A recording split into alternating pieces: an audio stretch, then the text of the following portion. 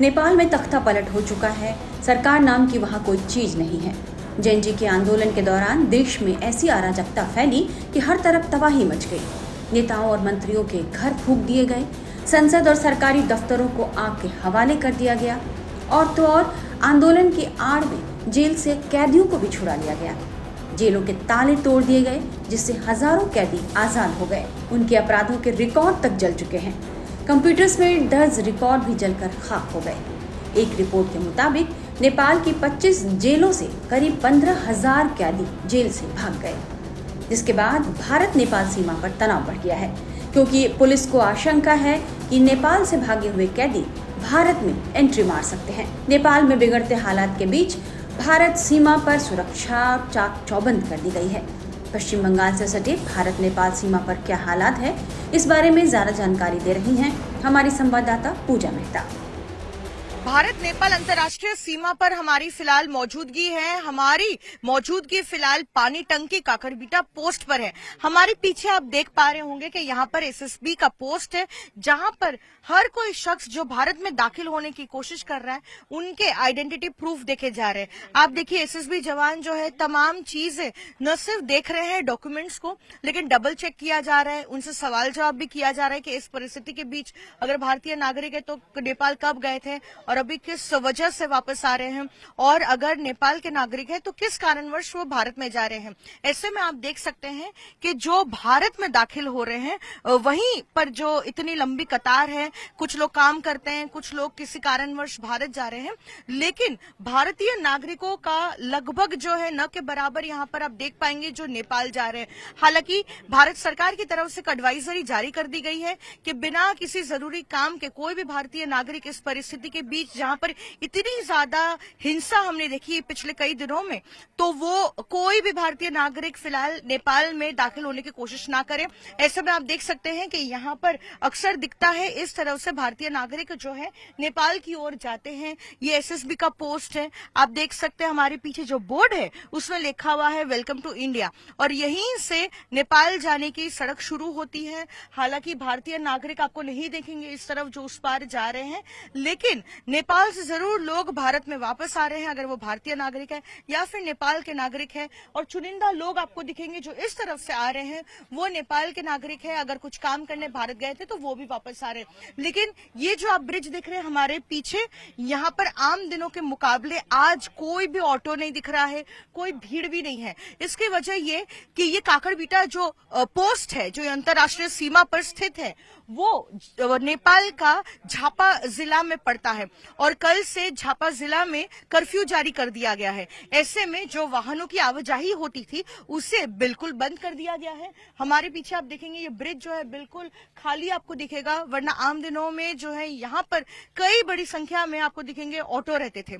ऐसे में जहाँ कर्फ्यू लग चुका है, लोगों को कई किलोमीटर तक जो है पैदल जाना पड़ रहा है। ये पूरा सफर जो है पैदल उनको जाना पड़ रहा है, चाहे बुजुर्ग हो, बच्चे हो। लेकिन इस कर्फ्यू के बीच में जो है उनके दस्तावेज नेपाल में भी चेक किए जा रहे हैं, और उसके बाद उनको वहां पर दाखिल होने के लिए जो है अनुमति दी जा रही है। और वो इसलिए क्योंकि नेपाल में इसी काकरबिटा पोस्ट पर जो इमिग्रेशन और कस्टम्स है, जब यहाँ पर हिंसा हो रही थी दूसरे दिन वो इमिग्रेशन काउंटर और कस्टम्स काउंटर को जो है पूरी तरीके से नष्ट कर दिया गया था। ऐसे में काकरबिटा पोस्ट में जो इमिग्रेशन है वो फिलहाल बंद किया गया है। एक ऑल्टरनेटिव अरेंजमेंट जो है शुरू करने की कोशिश की जा रही है।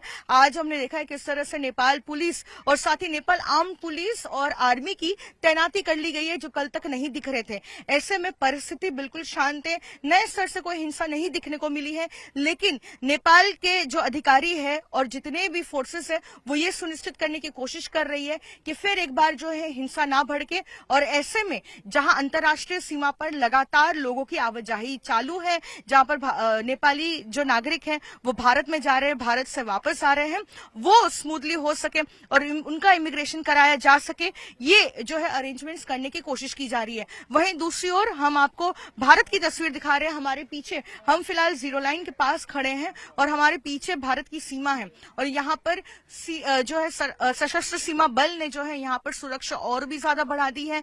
लोगों की डबल चेकिंग की जा रही है। और हम आपको एक तस्वीर और भी दिखाते हैं। ये एक बॉर्डर पोस्ट है जहां पर ये कोशिश की जा रही है कि कोई भी अनऑथोराइज्ड पर्सन भारत में दाखिल नहीं नहीं हो जाए, लेकिन हमने देखा है कि किस तरह से ये जो नदी है, नदी के आसपास भी लगातार जो है पेट्रोलिंग चल रही है एसएसबी की तरफ से, क्योंकि यहाँ पर अगर कोई तैरते हुए ना आ जाए या नदी क्रॉस करके ना आ जाए, ये सुनिश्चित करने की कोशिश की जा रही है। क्योंकि पिछले कुछ दिनों में नेपाल में हजारों की संख्या में जो कैदी थे वो जेल ब्रेक कर चुके हैं, वो सारे बाहर है।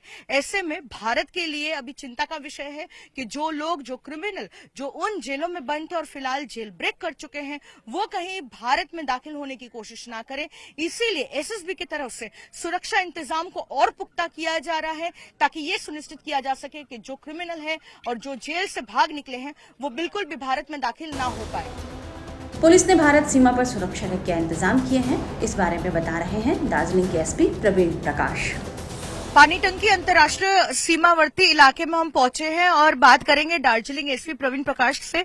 सर, एक सिक्योरिटी कंसर्न भी है, क्योंकि जिस तरह से नेपाल में जेल ब्रेक हुआ है, तो जहां ऑलरेडी बॉर्डर पर पोस्टेड है एसएसबी, आपकी भी जिम्मेदारी अब हो जाएगी ये सुनिश्चित करना कि कोई क्रिमिनल जो है डिस्ट्रिक्ट में ना दाखिल हो। कैसे देख रहे हैं इसको लेके मैं आपको ये बोलना चाहूंगा कि जब से ये घटना घटी है नेपाल साइड में, तब से उस दिन से ही हम लोगों ने यहाँ पर राउंड द क्लॉक नाका सेटअप कर रखा था एंड लोगों का मूवमेंट बहुत कम था तब से। अब थोड़ी नॉर्मलसी जब आ रही है अलग जिला में, लोग वहाँ मूव कर रहे हैं, जो इंडियन सिटीजन आ रहे हैं, तो उनका हम लोगों ने बहुत ही ढंग से मॉनिटरिंग करने के लिए कोई अनसोशल एलिमेंट उनके गाइज में ना घुस जाए। यहाँ पे हम लोगों ने यहाँ पे अपना 2 बूथ सेटअप किया हुआ है अलग अलग टाइप का, ताकि लोगों को परेशानी भी ना हो, तब फटाफट उनका निदान हम कर पाए। एंड उनका हम लोग जितना भी डॉक्यूमेंट है, उनका बेसिक वेरिफिकेशन है, वो हम कर पा रहे हैं। उनका सारा हम डॉक्यूमेंटेशन को अपने पास प्रिजर्व कर रहे हैं, फोटोग्राफ्स रख रहे हैं अपने पास हम लोग, ताकि कोई मूवमेंट जो आप बोल रही हैं कि अनसोशल एलिमेंट क्रिमिनल वहां से भाग की तरह आ सकते हैं, उनको हम रोक सकें। सर, कोई चैलेंज है, क्योंकि अभी तक कोई इंटरिम गवर्नमेंट एस्टैब्लिश नहीं हुई है, तो आपके साथ कोई लिस्ट भी शायद शेयर नहीं किया जाएगा काउंटर पार्ट से कि ये क्रिमिनल्स जो है आर ऑन द रन या फिर ये जो है जेल ब्रेक कर चुके हैं, तो क्या ये एक मेजर चैलेंज होगा आइडेंटिफाई करना? डेफिनेटली ये अगर हम आइडेंटिटी कार्ड या कोई प्रूफ मांगेंगे तो सर्कमस्टांस बेसिस पर डिसाइड करते हैं चीजों कागज को देख करके, तो आशा करते हैं बहुत मुश्किल नहीं होनी चाहिए हमें ये आइडेंटिफाई करने में, क्योंकि जेल ब्रेक करके भागा तो यहाँ आने में टाइम भी लगेगा एक लोगों को। एंड हमारे पास जो मैकेनिज्म है वेरीफाई करने का डॉक्यूमेंट्स को, आशा करते हैं उसकी मदद से हम लोग आइडेंटिफाई कर पाएंगे लोगों को, लेकिन अब तक हमारे पास कोई भी ऐसा रिपोर्ट नहीं हुआ है। Thank you. तो दार्जिलिंग एसपी जैसा बता रहे थे कि यहाँ पे स्क्रीनिंग की जाएगी और नाका लगाए गए हैं इसी अंतर्राष्ट्रीय सीमा पर भारत नेपाल की, और ये देखा जाएगा कि जो क्रिमिनल जेल ब्रेक कर चुके हैं वो भारत की सीमा में दाखिल ना हो पाए, इसे सुनिश्चित करेगी दार्जिलिंग पुलिस। पानी टंकी इंटरनेशनल बॉर्डर से वीडियो जर्नलिस्ट कौशिक दे के साथ पूजा मेहता, टाइम्स नाउ नव भारत।